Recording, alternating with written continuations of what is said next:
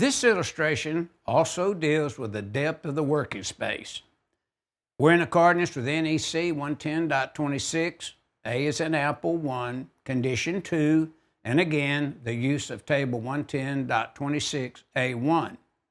Now, notice to the left of the illustration, we have the 3-foot rule for 0 to 150 volt. In Condition 1, it'd be 3 foot.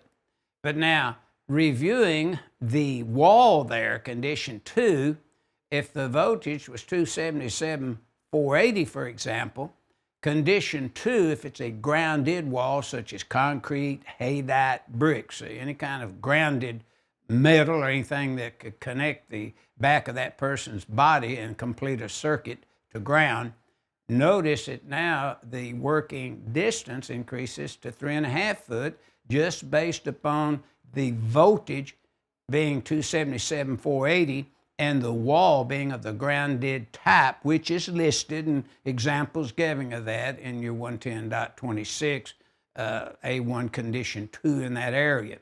Now, notice if we were having a voltage over 600 volts up to 1,000 volts, maybe from a PV system, a electric wind generating system, such as wind generators. Maybe it might be a battery system. It may be a fuel cell system.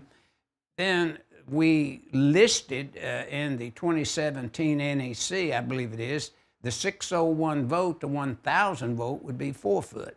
If that happened to come into that service equipment and connect to a breaker or come through a transfer switch, however the designer set that up based upon exactly what kind of power they wanted to provide in case power was lost or just have additional power for the bus for the user of the system. So keep that in mind. Now the other thing is the 6-inch reach rule, we call it. In the illustration to the right at the very top, notice from the front of the auxiliary gutter, we have a panel board behind it. The reach distance, 6 inches.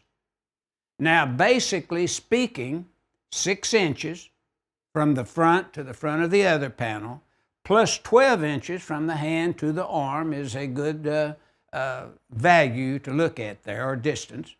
We have 18 inches, which complies with NFPA 70E, where we have to provide at least 18 inches from the stomach, the body, to the energized component.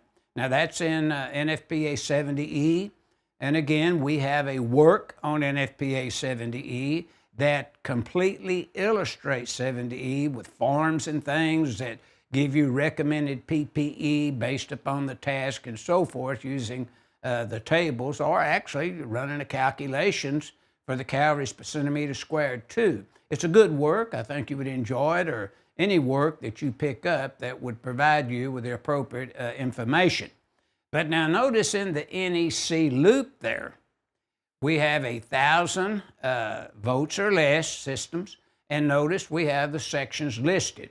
110.26A1, Table 110.26A1, and then 110.26F is in fun. If you're over 1,000 volts, then we have the section 110.34A that's going to reference us to use Table 110.34A for the voltage that are listed there, and there are about 5 of them that we would have there for clearances. And then 110.34F would line up with requirements similar to 110.26F. But now notice in the 1,000 volt or less voltage range, then notice we have 1, 2, 3 voltages listed there. However, when the system is over 1,000 volts, we have 5 voltages that we have to adhere to. So this illustration is just basically pointing out the depth of working space in accordance with 110.26A in Apple 1, Condition 2, and the use of Table 110.26A1. Also included in this illustration is the 6-inch reach rule, where from the front, one piece of equipment is going to be 6 inches to the front of the next piece of equipment. So keep this in mind, that this is what this illustration 5-3A is pointing out to the viewer of this illustration.